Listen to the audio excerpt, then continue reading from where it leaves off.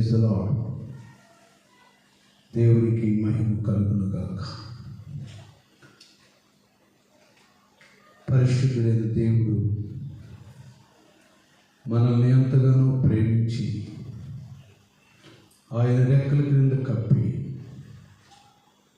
మనల్ని ఎంతగానో ప్రేమించినటువంటి దేవుడు మరొక దినాన్ని మనకిచ్చి ఆయన సన్నిధిని మనకు దయచేసి ఆనందించడానికి, ఆయనను కొనియాడటానికి దేవుడు మనకు చేసిన ఈ గొప్ప ప్రేమను బట్టి ప్రభువును స్తుతిస్తూ ఉన్నా.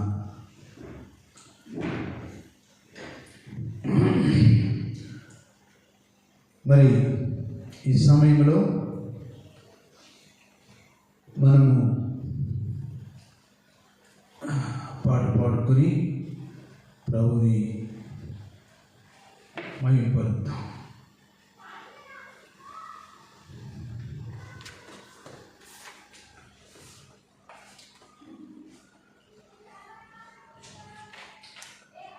మన ఆరాధన గీతాల్లో నుండి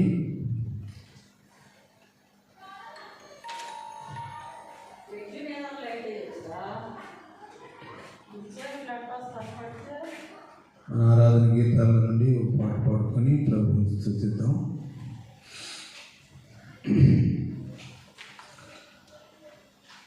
దేవుని స్తుతించుట ఎంతో మంచిది, ఆయన్ను ఆరాధించుట ఎంతో మంచిది. కాబట్టి ఎప్పుడు కూడా మనము ప్రేమించాలి. నన్నెంతగానో ప్రేమించెను, నన్నెంతగానో కరుణించెను నా యేసుడు. నా పాపము నా శాపము తొలగించెను, నన్ను కరుణించెను, తొలగించెను, నన్ను కరుణించెను. సాతాను బంధాలలో జీవపుడంబాలలో,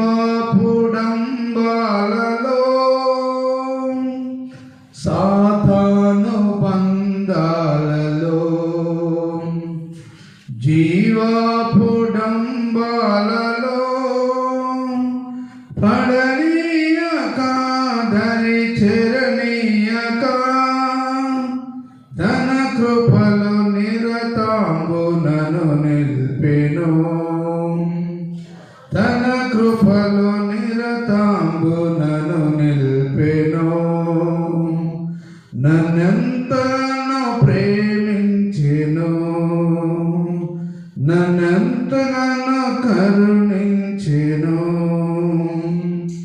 సత్యంబు జీవంబును ఈ బ్రతుకు సాఫల్యము, సత్యంబు జీవంబును ఈ బ్రతుకు సాఫల్యము.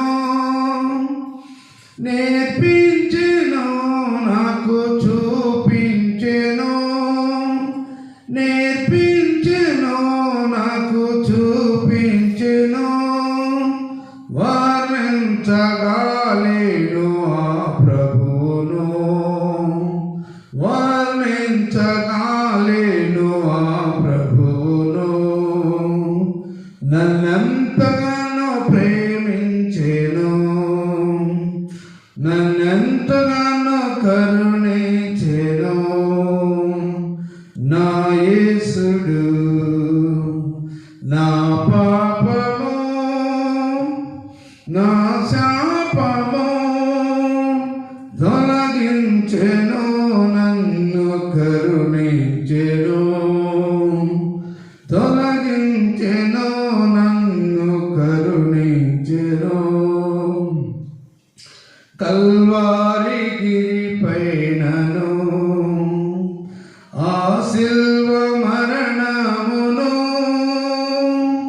కల్వారి గిరి పైనను ఆ శిల్వ మరణమును నీ కోసమే ప్రభు శ్రమ పొందెను, నా కోసమే ప్రభు శ్రమ పొందెను, నా పాపమంతటిని క్షమించెను, నా పాపమంతటిని క్షమించెను, నన్నెంతగానో ప్రేమించెను, నన్నెంతగానో కరుణించెను, ఘనమైన ప్రేమకు వెలలేని త్యాగంబుకు, ఘనమైన ప్రేమకు వెలలేని త్యాగంబుకు ఏమిత్తును నేనేమిత్తును, నన్ను నేను ఆ ప్రభుకు సమర్పింతును, నన్ను నేను ఆ ప్రభుకు సమర్పింతును, నన్నెంతగానో ప్రేమించెను, నన్నెంతగానో కరుణించెను నా యేసుడు, నా పాపము నా శాపము తొలగించెను, నన్ను కరుణించెను, తొలగించెను, నన్ను కరుణించెను, నన్నెంతగానో ప్రేమించెను, నన్నెంతగానో కరుణించెను నా యేసుడు, నా పాపము నా శాపము తొలగించెను, నన్ను కరుణించెను, తొలగించెను, నన్ను కరుణించెను, నన్నెంతగానో ప్రేమించెను. ప్రార్థన చేసుకుందాం, ప్రార్థన చేసుకుందాం. పరిశుద్ధుడైన తండ్రి, నువ్వు మమ్మల్ని ఎంతగానో ప్రేమించి భూలోకంలో ఉంచి, భూలోకంలో ప్రభా మమ్మల్ని బిడ్డలుగా ప్రభా నీ స్వాస్యముగా మీరు మమ్మల్ని భూలోకంలో ఉంచినందుకు నీకు స్తోత్రాలు. దినదినము మమ్మల్ని పోషించి కాపాడుచు, ఆరోగ్యం ఇచ్చి, శక్తినిచ్చి, బలం ఇచ్చి ప్రభా మిమ్మల్ని స్తుతించుకోవడానికి మాకు ఇచ్చిన గొప్ప తరుణమును బట్టి నీకు వందనాలు ప్రభా. ఈ దినమునైనా మీరు మమ్మల్ని ప్రేమించి మాకు ఇచ్చిన ఈ గొప్ప అవకాశాన్ని బట్టి నీకు వందనాలు. సంఘాన్ని బట్టి, వచ్చిన బిడ్డలను బట్టి నీకు స్తోత్రాలు ప్రభా. ఇదిగోనైనా మీ సన్నిధి మాతో వచ్చింది. మా హైదరాబాద్ పట్టణంలో ప్రభా మీరు మమ్మల్ని ఏర్పాటు చేసుకొని మాకు కావలసినవన్నీ మీరు ఏర్పాటు చేసి ఈ సమయంలో ప్రభా మిమ్మల్ని స్తుతించడానికి మాకు ఇచ్చిన గొప్ప తరుణం బట్టి నీకు వందనాలు. సాతాను బంధాల్లో ఉన్నటువంటి మా ప్రియులను, యవనస్తులైన వారిని ప్రభా, వివాహమైనటువంటి వారి భార్యాభర్తలను ప్రభా ఇదిగో సైతాను బంధాల్లో, కుటుంబాల్లో ప్రభా నెమ్మది లేకున్నటువంటి వారి కొరకు ప్రార్థన చేస్తూ ఉన్నాం ప్రభా. మీ సన్నిధి మాతో ఉంచి మా ప్రార్థన మీరు ఆలకించి సహాయం దయచి ప్రభా. నన్ను క్షమించి కొద్ది నిమిషాలు ఈ వాక్యము చదవటానికి మీరు నాకు సహాయం చేయండి ప్రభా. ఇదిగో నాతో మీరు మాట్లాడమని యేసు పరిశుద్ధ నామములో వేడుకొని ప్రార్థన చేస్తూ ఉన్నాను తండ్రి, ఆమేన్. ప్రియులారా, దేవుని యొక్క వాక్యం చదువుతున్నాం. జకర్యా గ్రంథము మనకందరికీ తెలిసిన భాగమే. జకర్యా గ్రంథము 2వ అధ్యాయము 10వ వచనం. జకర్యా గ్రంథము 2వ అధ్యాయము 10వ వచనము. ఈ గ్రంథములో జకర్యా దేవుని యొక్క నడిపింపు చేత, ప్రేరేపణ చేత నశించిపోయినటువంటి ఇశ్రాయేలు ప్రజలను ఉద్దేశించుకొని కొన్ని ప్రవచనాలు, కొన్ని బలపరిచేటువంటి మాటలు తన ప్రజలైనటువంటి ఇశ్రాయేలీయులకు చెప్తున్నట్లుగా మనం చూస్తూ ఉంటాం. 2వ అధ్యాయము మొదటి భాగంలోనే దేవుడు కొలనూలు చేత పట్టుకునేకుండా కనబడెను. ఈ మాట మనం చూస్తూ ఉంటాం. 3వ వచనంలో, అంతటి నాతో మాట్లాడుచున్న దూత బయలుదేరగా మరి ఒక దూత అతన్ని ఎదుర్కొని వచ్చును. 2వ దూత పరిగెత్తుకుని పోయి యెరూషలేములో మనుష్యులను పశువులను విస్తారమైనందున అది ప్రాకారము లేని మైదానంలో ఉందని ఈ ఎవరికి తెలియచేయమని ఒక దూత ఆజ్ఞ ఇచ్చెను. ప్రియులని గమనించినట్లయితే వారు భయాందోళనలో ఉన్నారు. భయాన్ని వారి హృదయంలో పెంచుకొని భయపడుతూ ఉన్నారు, ఆందోళన చెందుతూ ఉన్నారు. అప్పుడు 10వ వచనంలో మనం గమనించినట్లయితే, సియోను నివాసులారా నేను వచ్చి నేను మీ మధ్య నివాసము చేసేదను. సంతోషముగా ఉండి పాటలు పాడుడి. ఇదే యెహోవా వాక్కు. ఆ దినమున అన్ని జనుల అనేకులు యెహోవాను హత్తుకొని నాకు జనులగుదురు. నేను మీ మధ్య నివాసము చేసేదను. అప్పుడు యెహోవా నన్ను మీ యొద్దకు పంపి ఉన్నాడని మీరు తెలుసుకొనండి. మరియు తనకు స్వాస్యమని యెహోవా ప్రతిష్టమైన దేశములో యూదాను స్వతంత్రించుకొనును. యెరూషలేమును ఆయన ఇంకను కోరుకొనును.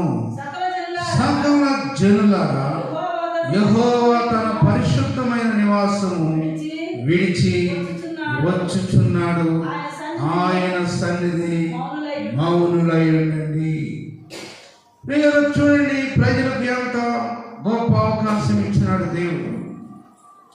తిరుగుబాటు చేసిన ప్రజలకు దేవుడు ఎంత గొప్ప అవకాశం ఇచ్చాడు. దేవుని మీద, దేవుని నాయకుల మీద, సేవకుల మీద, ధర్మశాస్త్రం మీద తిరుగుబాటు చేసినటువంటి ప్రజలకి ఎంతో నెమ్మది లేనటువంటి స్థితిలో ఉన్నప్పుడు దేవుని యొక్క మహాకృపను బట్టి జకర్యాని ప్రభు ఏర్పరచుకొని వారిని బలపరచుటకై, వారికి సహాయకుడిగా ఉండుటకై దేవుని ప్రజలతో నివాసం చేయాలని ఆశపడుతున్నాడు పరిశుద్ధుడైనటువంటి దేవుడు. ఉత్తర దేశంలో ఉన్న వారులారా, తప్పించుకోనండి. ఆకాశపు 4 వాయువుల దృశ్యాలుగా నేను మిమ్మల్ని వ్యాపింప చేయించున్నాను. ఇదే యెహోవా వాక్. నిరీక్షణ కోల్పోయినటువంటి ప్రజలు, ధైర్యం కోల్పోయినటువంటి ప్రజలు దేవుని స్వరమిని దేవునితో నడిచినటువంటి ప్రజలు భయములకు గురైపోయారు. నిరీక్షణ లేనటువంటి వారిగా, ఆదరణ లేనటువంటి వారిగా ఈ స్థలంలో కనబడుతున్నారు. కానీ సియోను నివాసులారా, నేను వచ్చి మీ మధ్య నివాసము చేసేదను. నేను వచ్చి మీ మధ్య నివాసము చేసేదను. సంతోషంగా ఉండండి, పాటలు పాడండి. ఇదే యెహోవా వాక్. నా ప్రజలు ఇశ్రాయేలీయులు, నా ప్రజలను దేవుడు వాగ్దానం చేశాడు. ఈ లోకంలో ఒక తండ్రికి పిల్లలుంటే వారు ఎలాంటి వారైనా సరే నా బిడ్డలను అంటాడు. వారు ఎక్కడున్నా సరే ఫలానా కుమారుడు కుమార్తెలు అంటారు. ఇది మనం ఎరిగిన సత్యం. అలాగనే పరలోక తండ్రి కూడా మనలను తన బిడ్డలుగా చేసుకున్నాడు, తన వారసులుగా చేసుకున్నాడు, తన స్వాస్యముగా చేసుకున్నాడు. మానవులైనటువంటి మనము ఆయన ప్రేమను గుర్తెరగక, ఆయన త్యాగమును గుర్తెరగక, ఆయన చేసిన మేలును మర్చిపోయి ఆందోళన చెందుతూ ఉన్నాం. ఈ రాత్రికాల సమయంలో భయపడుతూ ఉన్నాం, నెమ్మది లేకుండా ఉన్నాం. చూడండి, చాలా మంది క్రైస్తవులు ప్రభువును కలిగి ఉన్నామని చెప్పుకుంటారు, కానీ మేము ఫలానా మందిరికి వెళుతున్నాం, ఫలానా సేవకుల దగ్గరికి వెళుతున్నాం అని చెప్పుకుంటారు, కానీ వారిలో నెమ్మది లేదు, వారిలో సంతోషం లేదు, వారిలో విశ్వాసం లేదు, వారిలో ఏమాత్రం కూడా ధైర్యం లేదు. తిరిగి పశ్చాత్తాపలై వారు చేసినటువంటి అక్రమమును బట్టి, తిరుగుబాటును బట్టి ప్రభు దగ్గరకు వచ్చి పశ్చాత్తాపడే మనసు వారికి లేదు. కానీ అలాంటి వారిని కూడా దేవుడు ప్రేమిస్తూ ఉన్నాడు. ప్రవక్తలను పంపించాడు, వారి మధ్యకు వచ్చి వారితో ఇలాగ అంటున్నాడు, సీయోను నివాసులారా, నేను వచ్చి మీ మధ్య నివాసం చేస్తాను. సీయోను యెరూషలేము అంటే ఎంతో ఇష్టం, ఇశ్రాయేలీయులు యూదావారు అంటే ఆయనకి ఎంతో ఇష్టము.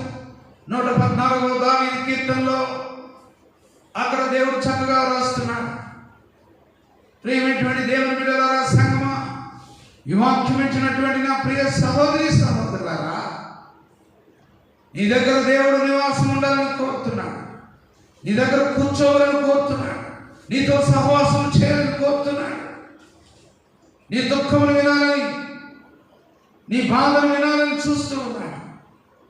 ఆయనకి ఇష్టమైనటువంటి బిడ్డలుగా ఆయన చూస్తూ ఉన్నాడు. కానీ ఈ రాత్రి కాలంలో నీ హృదయంలో ఉన్నటువంటి ఆలోచన ఏంటి? కొంచెమైనా ఆలోచన చేసావా? కొంచెమైనా నెమ్మది కలిగి దేవుని వైపు తిరిగి ప్రభుతో ఎలాగ నువ్వు నడిచావో, దేవుడు నీతో ఎలాగ నడిచాడో, నీ సమస్యల్లో, నీ కష్టాల్లో, నీ వ్యాధులలో, నీ బాధల్లో, నీ ఆర్థిక సమస్యల్లో దేవుడు నిన్ను ఎంతవరకు నడిపించాడో జ్ఞాపకం చేసుకో. 114వ దావీదు కీర్తన మనం చదువుకుంటే ఐగుప్తులో నుండి 2వ వచనం చదువు. యూదా ఆయనకు పరిశుద్ధ స్థలం అయిపోయింది, ఇశ్రాయేలీయులు ఆయనకు రాజ్యముగా మారిపోయారు. సీయోను నివాసులు చూడండి, నీ తిరుగుబాటును బట్టి దేవుడు దుఃఖపడుతున్నాడు, నీ మొండితనాన్ని బట్టి దేవుడు ఏడుస్తూ ఉన్నాడు. లోబడని ప్రజల వైపు దివారాత్రులు నా చేతిలో చాపుచు, ఆయన చేతుల్లో వైపు చాపుచూ ఉన్నాడు. నీ చేతిలో ఎవరి వైపు చాపుతున్నావు? నీ హృదయం ఎవరి వైపు ఉన్నది? ఎవరు ఆశిస్తున్నావు ఈ రాత్రి కాలంలో నీ హృదయంలో? యూదా నాకు పరిశుద్ధ స్థలమాయ, ఇశ్రాయేలీయులు మనకు రాజ్యమాయను. సముద్రము దాన్ని చూచి ఏమైపోయింది? పారిపోయింది. యోర్దాను నది వెనక్కు మళ్ళీ వెళ్ళిపోయింది. చూడండి, దేవుడు నీతో ఉంటే, నీ కుటుంబంలో దేవుడు ఉంటే, నీ భక్తి జీవితంలో దేవుడు ఉంటే, నీ మారు మనసులో దేవుడు ఉంటే, నీ నడకలో దేవుడు ఉంటే, నీ ప్రవర్తనలో దేవుడు ఉంటే,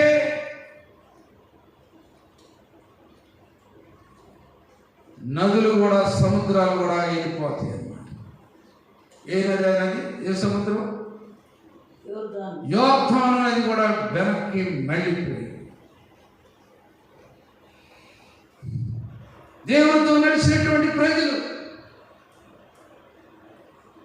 దేవుడు ప్రేమించినటువంటి ప్రజలు, మోషే నాయకులను పంపించి ఐగుప్తు దేశంలో నుంచి, బంధకాల్లో నుంచి, శ్రమల్లో నుంచి, కష్టాల్లో నుంచి, వెట్టి చాకరీలో నుంచి బయట తీసుకొచ్చినటువంటి ప్రజలు మీరు. తిరుగుబాటు చేసినటువంటి వారు. దేవుడు ఎన్ని మేలు చేసినా కూడా లోబడనటువంటి ప్రజలు. చివరగా వారు భయాందోళన చెందుతున్నారు.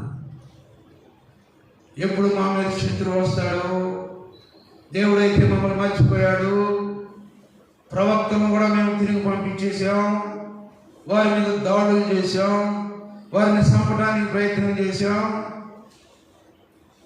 ప్రియులను చూడండి, జకరియా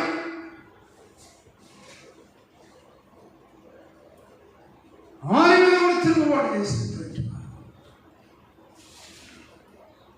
దేవుని యొక్క వాక్యంలో మనం గమనించినట్లయితే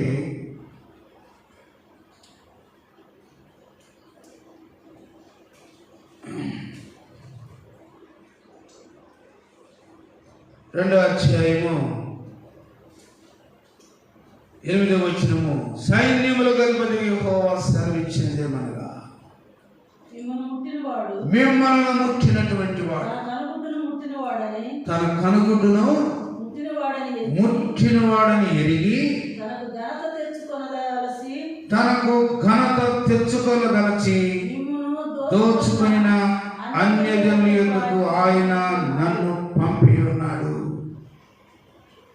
ఎవరైతే మిమ్మల్ని దోచుకున్నారో, ఎవరైతే మిమ్మల్ని పాడు చేశారో, ఎవరైతే మిమ్మల్ని దేవుని వైపు నుండి మరల్చారో వారి యొద్దకు దేవుడు నన్ను పంపాడు. మిమ్మల్ని ముట్టినటువంటి వాడు తన కనుగుడ్డును పుట్టినటువంటి వాడు కన్ను పొడుచుకున్నట్టు. ఎంత ధైర్యం ఇస్తున్నాడు ఈ ప్రజలకు దేవుని బిడ్డ. జకరియా ఎంత ప్రవచనంతో ఈ బిడ్డల్ని కనుగొని వారితో మాట్లాడుతున్నాడు. నేను మీ మధ్య నివాసము చేసేదను, నేను మిమ్మల్ని ప్రేమించదను. తిరిగి లోకంలోకి వెళ్ళిపోయినటువంటి మిమ్మలను ఇదిగో నా వాక్యం ద్వారా నేను మీతో మాట్లాడుతున్నాను, నా భక్తుల ద్వారా నేను మీతో మాట్లాడుతున్నాను. సియోను కుమారులారా, సియోను వాసులారా, యెరూషలేము వాసులారా, నేను మీ మధ్య నివాసం చేస్తాను. సంతోషముగా ఉండండి, పాటలు పాడండి, ఇదే యెహోవా. ప్రియమైనటువంటి దేవుని బిడ్డలారా, క్రైస్తవ జనాంగమా, ప్రభువు లేనటువంటి వారులారా, కష్టాల్లో సంతోషమునిచ్చే దేవుడు. ఏమైనా చేయగలవు, కథ మొత్తం మార్చగలవు, నీ నామముకే మహిమంతా తెచ్చుకుందు. ఏమైనా చేయగలవు, కథ మొత్తం మార్చగలవు, నీ నామముకే మహిమంతా తెచ్చుకుందు. యేసయ్యా యేసయ్యా, నీకే సాధ్యము. యేసయ్యా యేసయ్యా, నీకే సాధ్యము. ఏమైనా చేయగలవు, కథ మొత్తం మార్చగలవు, నీ నామముకే మంతా తెచ్చుకుందువు. ఎవరికి ఏమైనా చేయగలవు. ఓడిపోయే స్థితిలో ఉన్నావా? అపవాది చేత బంధించబడి ఉన్నావా? దుష్టుల చేత బెదిరింపబడి ఉన్నావా? ఎర్ర సముద్రమును దాటించిన ప్రజలను దాటించిన దేవుడు నీలో ఏమైనా చేయగలడు. నీ పరిస్థితిని దేవుడు మార్చగలడు. నీ భయాన్ని ఆయన తీసివేయగలడు. నీ కుటుంబంలో, నీ పాలెంలో ఉన్నటువంటి ఆ శాపమునంతా కూడా తీసివేయగలిగినటువంటి దేవుడు మన ప్రభువైనటువంటి యేసుక్రీస్తు. ఆయనకి మహిమ చెల్లించుకుంటాడు. దిక్కులేనటువంటి స్థితిలో, ఎవరు లేనటువంటి స్థితిలో, భయపడుతున్నటువంటి స్థితిలో దేవుడు ఎంత మంచి మాటలు మాట్లాడుతున్నాడు చూడండి. నేను మీ మధ్య నివాసము చేసేదను, మిమ్మల్ని ముట్టిన వాడు తన కనుగుడిని ముట్టినట్టే. సియోను నివాసులారా, యెరూషలేము నివాసులారా, ఇక మీరు భయపడాల్సిన అవసరం లేదు. నేను మీ మధ్య నివాసం చేస్తాను. దేవుని యొక్క వాక్యంలో మనం గమనించినట్లయితే ప్రియులారా, 1వ రాజుల గ్రంథం 6వ అధ్యాయం 13వ వచనం. 1వ రాజుల గ్రంథం 6వ అధ్యాయం 13వ వచనంలో మనం గమనించినట్లయితే దేవుడు తన బిడ్డలతో ఎలా మాట్లాడుతున్నాడు, ఎలాంటి స్వరముతో, ఎలాంటి ప్రేమతో, ఎలాంటి ఆత్మీయతో దేవుడు మాట్లాడుతున్నాడు గమనించావా? చదవండి 1వ రాజులు. నా జనులైన ఇశ్రాయేలీయులను, ఏ జనులు? ఈ జనులు నా జనులైనటువంటి ఇశ్రాయేలీయులు విడిచిపెట్టక నేను వారి మధ్య నివాసముందును. ఎవరి జనులు? ఇశ్రాయేలీయులు. దేవుడు అభిమానులతో మనల్ని మాట్లాడిస్తున్నాడు. నా ప్రజలైనటువంటి ఇశ్రాయేలు, నా జనులైనటువంటి వారి మధ్య నేను నివాసము చేస్తాను. ప్రియమైనటువంటి క్రైస్తవ దేవుని బిడ్డలారా, సంగమా, ఈ రాత్రి ఆయన్ని దగ్గర ఉండాలంటే నీవు ఎలా ఉండాలంటే ఆయనకు ప్రియమైనటువంటి వాడుగా ఉండాలి.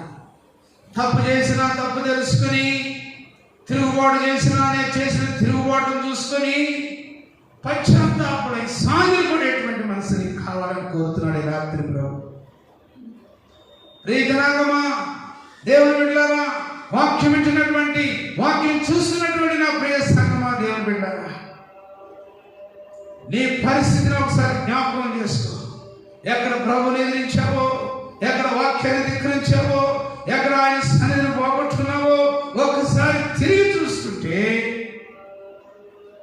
ఆయన నీకు తండ్రి అవుతాడు, నువ్వు ఆయనకు బిడ్డలైపోతావు. ఇశ్రాయేలీయుల వారా, చదవండి మళ్ళీ దయచేసి వాక్యము. నా జనులైన ఇశ్రాయేలీయులను, మై పీపుల్, నా జనులైనటువంటి ఇశ్రాయేలీయులారా, విడిచిపెట్టక నేను వారి మధ్య నివాసము చేసేదను.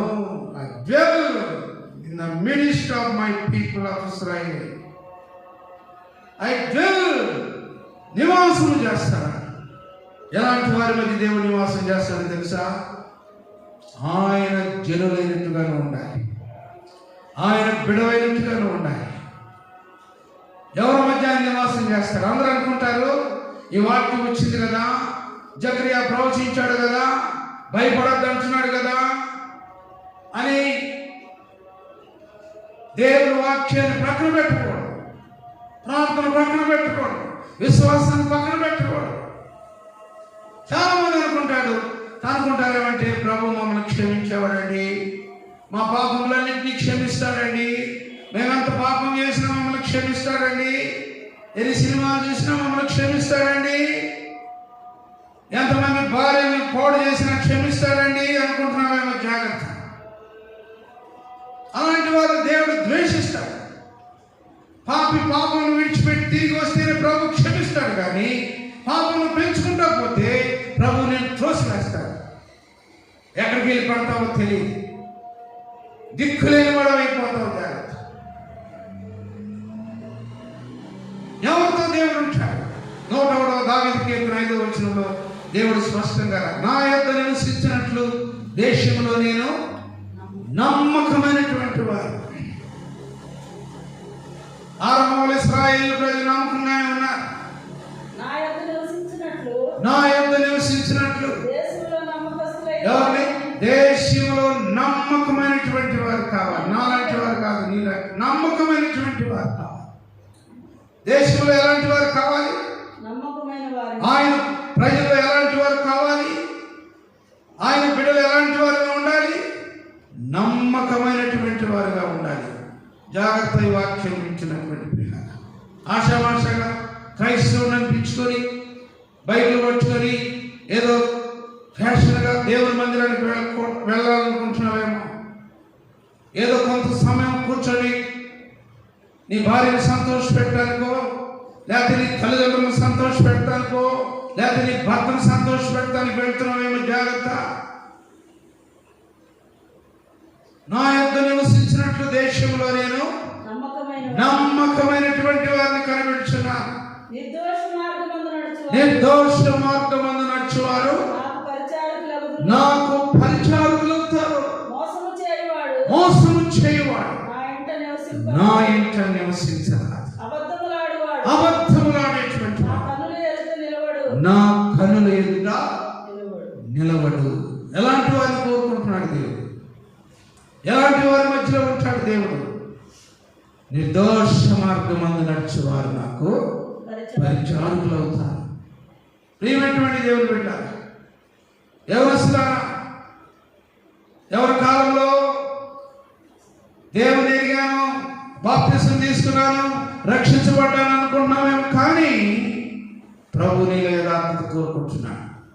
నీ హృదయంలో నివసించడానికి యథార్థత కోరుకుంటున్నాడు దేవుడు. పరిశుద్ధత కోరుకుంటున్నాడు దేవుడు. అదేవిధంగా దేవుని యొక్క వాక్యంలో మనం గమనించినట్లయితే ప్రకటన గ్రంథము 21వ అధ్యాయము 3వ వచనంలో ఎలాంటి వాడు దేవుని దగ్గర కోరుకుంటున్నాడు. అక్కడ కూడా ప్రభు అంటున్నాడు, నేను మీతో కాపురం ఉంటాను. ఓ ఇశ్రాయేలీయులారా, మీ చెడు మార్గమును విడిచుకొని నా యొద్దకు రండి, నేను మీతో కాపురం ఉంటాను. కాపురం ఉంటాయంట దేవుడు మనకి. 21వ అధ్యాయం 3వ వచనం. అప్పుడు ఇదిగో దేవుని నివాసము మనుషులతో కూడా ఉన్నది. ఆయన వారితో నివసించును. ఆయన వారి ప్రజలైందురు. దేవుడు తానే వారి దేవుడైంది వారికి తోడైండును. ఆయన వారి కనుల ప్రతి బాష్ప బిందును తుడిచి మరణమిక ఉండదు. దుఃఖమైనను ఏడుపైనను వేదనైనను ఇక ఉండదు. మొదటి సంగతులు ఫినిష్, గతించిపోయి తీసివేశాడు. సింహాసనంలో నుండి వచ్చిన గొప్ప స్వరము చెప్పుట వింటిని. ఇదిగో నేను నీ మధ్య కాపురం ఉంటాను. ప్రియమైనటువంటి దేవుని బిడ్డలారా, వాక్యం వింటున్న నా ప్రియ సహోదరి సహోదరులారా, దేవుడు మీ మధ్య కాపురం ఉంటాడు. సియోనులో నేను మీ మధ్య ఉంటానని చెప్పాడు. యెరూషలేములో నేను మీతో ఉంటానని చెప్పాడు. ఇదిగో యూదా నాకు ఇష్టమైన జనము, ఇశ్రాయేలు నాకు ప్రియమైనటువంటి వారని పలికాడు. ప్రకటన గ్రంథం, యోహాను రాసిన ప్రకటన గ్రంథంలో ఇదిగో నేను మీ మధ్య నివాసం చేస్తున్నాను, మీతో నేను కాపురం ఉంటాను, కన్నీరు ఇక ఉండదు, ఆకలి ఉండదు, దుఃఖం ఉండదు, సంతోషం మీ దగ్గర తీసుకొస్తున్నాను. ఇదిగో మీ ప్రతి బాష్ప మీద నేను తుడిచివేస్తున్నాను. ప్రియ సంగమా, దేవుని బిడ్డలారా, ఎలాంటి స్థితిలో ఉన్నావు ఈ రాత్రి కాలంలో జ్ఞాపకం చేసుకో. దేవుని నివాసం విడిచిపెట్టావా? దేవుని స్నేహాన్ని విడిచిపెట్టావా? దేవుని సన్నిధిని విడిచిపెట్టావా? దేవుని ఆశ్రయించడం మర్చిపోయావా? దేవుడిని నిన్ను విస్తరించుకోలేది, నిన్ను అభివృద్ధి పొందిన కొలది, నిన్ను దీవించిన కొలది దేవుణ్ణి మర్చిపోయావా? ఎలాంటి స్థితిలో ఉన్నావో జ్ఞాపకం చేసుకో. ఆయన నీతో ఉండాలని ఆశపడుతున్నాడు, ఉంటాడు. కాబట్టి రాత్రికాల సమయంలో ఆయన నిన్ను మార్చినటువంటి దేవుడు, నేను పరిశుద్ధపరిచినటువంటి దేవుడు, నేను బలపరిచినటువంటి దేవుడు. కాబట్టి ఎలాంటి స్థితిలో ఉన్నావో, ఎలాంటి వేదంలో ఉన్నావో వాటన్నిటినీ జ్ఞాపకం చేసుకొని తీసివేసి, ప్రభా నా ఎదుకు రా ప్రభా, నా ఇంట్లోకి రా ప్రభా, నా కుటుంబంలోకి రా ప్రభా, నా మొండి జీవితంలోకి రా ప్రభా. అయ్యా, ఇదిగో భక్తులు ప్రవక్తలను పంపించి ఎన్నో మార్లు వర్తమానం నాకు అందిస్తూ ఉన్నారు, ఎన్నో మంచి మాటలు నాకు చెప్తూ ఉన్నారు, కానీ నేను మొండితనం అయిపోయి ప్రభా, అయ్యా ఇదిగో నాయన తిరుగుబాటు చేసినటువంటి వారిలో ప్రధానమైనటువంటి వాడిని నన్ను క్షమించి మీ సన్నిధి నాతో ఉంచి మీరే సహాయం చేయండి ప్రభా. మీ కృపతో నింపండి. ప్రార్థన చేయండి ప్రేమైనటువంటి దేవుని బిడ్డ, ప్రార్థన చేయండి. ఈ రాత్రి ప్రభు నీతో మాట్లాడుతున్నాడు, నిన్ను ముట్టినవాడు కనుగొడు వాడే ముట్టుకుంటాడని దేవుడు వాగ్దానం చేస్తున్నాడు. నశించిపోయిన ప్రజలు, తిరుగుబాటు చేసిన ప్రజలు, దేవుని వ్యతిరేకించినటువంటి ప్రజలు, దేవుని సేవకులు వ్యతిరేకించిన ప్రజలు, ప్రవక్తల మాటలు త్రోసివేసినటువంటి ప్రజలు తిరిగి మళ్ళా వారికి ఒక తరుణం ఇచ్చాడు దేవుడు. ఇదిగో నేను మీ మధ్య నివాసం చేయబోతున్నాను, సంతోషంగా ఉండండి, పాటలు పాడండి, స్తుతించండి అని ప్రభు చెబుతున్నాడు. ప్రభావాన్ని ఇస్తానని మాకు దయచేయండి. ఈ బిడ్డలతో మీరు మాట్లాడండి, వాక్యం వారి హృదయంలో రగిలించి కదిలించే విధంగా చేయమని యేసు పరిశుద్ధ నామంలో వేడుకొని ప్రార్థన చేస్తూ ఉన్నాం తండ్రి, ఆమేన్. నా తండ్రి యొక్క కుమారుని యొక్క పరిశుద్ధాత్మ యొక్క సన్నిధి ఇప్పుడు ఎల్లప్పటికీ మందికి సదాకాలం దేవుడు తోడుగా ఉండి నడిపించి బలపరచును గాక. Amen. May God bless you. దేవుడు మిమ్మల్ని దీవించును గాక. Thank you.